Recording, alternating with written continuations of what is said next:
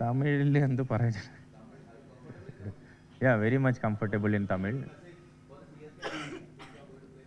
யா yeah தமிழில் என்ன பேசணுன்னா, தமிழ் நம்ம சிஎஸ்கே ஃபேன்ஸ் கிட்ட சொல்கிறது ரொம்ப சந்தோஷமாக இருக்குது.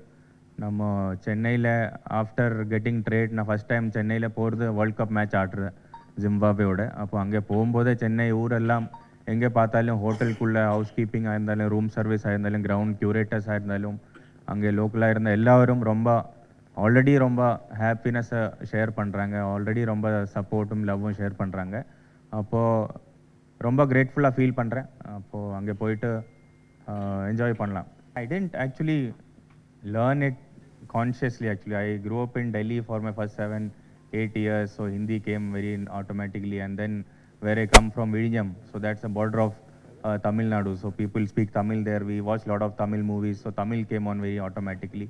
So yes, definitely knowing Hindi and Tamil definitely helped me to connect a bit more with my Indian teammates. So I definitely connect equally with Abhishek Sharma and Arshdeep Singh, and also equally with Varun Chakravarti and Washington Sundar. So it's a blessing which automatically came and I really enjoyed. ഞാൻ പറഞ്ഞതെന്ന് വെച്ചാൽ നമ്മൾ already ഭയങ്കര powerful ആയിട്ടുള്ള ആൾക്കാരാണ്.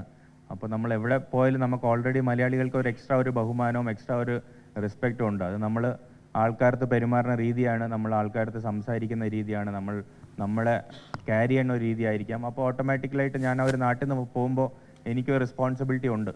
നമ്മുടെ നാട്ടുകാർക്ക് ഒരു നല്ല പേര് വരുത്തണമെന്ന് അങ്ങനത്തെ ഒരു ആഗ്രഹമൊക്കെ കൊണ്ടാണ് അവിടെയൊക്കെ പോകുന്നത്. അപ്പോൾ ഒരു ചേട്ട എന്നുള്ളൊരു പേര് എല്ലാവരും ഏറ്റെടുത്തെങ്കിൽ വലിയ സന്തോഷം. അപ്പോൾ വലിയ ചേട്ടന്മാർ വരെ എന്നെ ചേട്ടൻ എന്നാണ് വിളിക്കുന്നത്. അപ്പോൾ ശരി, വലിയ കുഴപ്പമൊന്നുമില്ല, വിളിച്ചോട്ടല്ലേ, കുഴപ്പമൊന്നുമില്ല.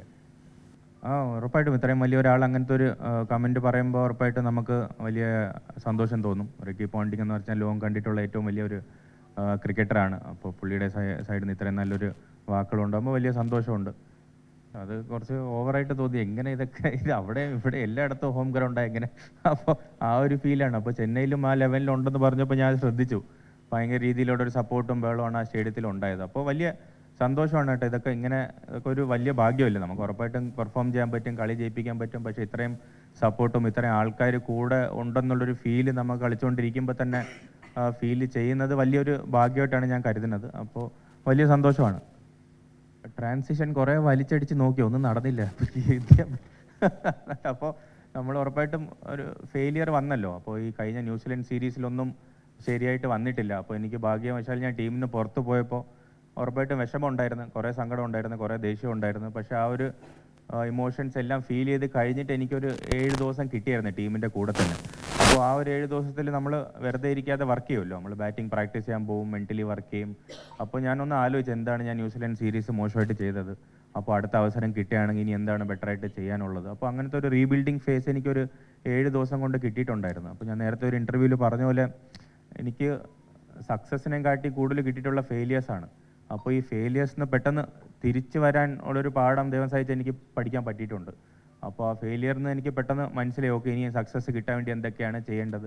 അപ്പോൾ അങ്ങനത്തെ കുറേ കാര്യങ്ങളൊക്കെ ചെയ്തപ്പോൾ മനസ്സിലായി കൂടുതൽ വലിച്ചടിക്കേണ്ട ആവശ്യമില്ല, ബോൾ നോക്കി ടൈം ചെയ്യാനും പറ്റുമെന്നുള്ളൊരു ടാലൻറ്റ് എനിക്കുണ്ടെന്ന് എനിക്കറിയാം.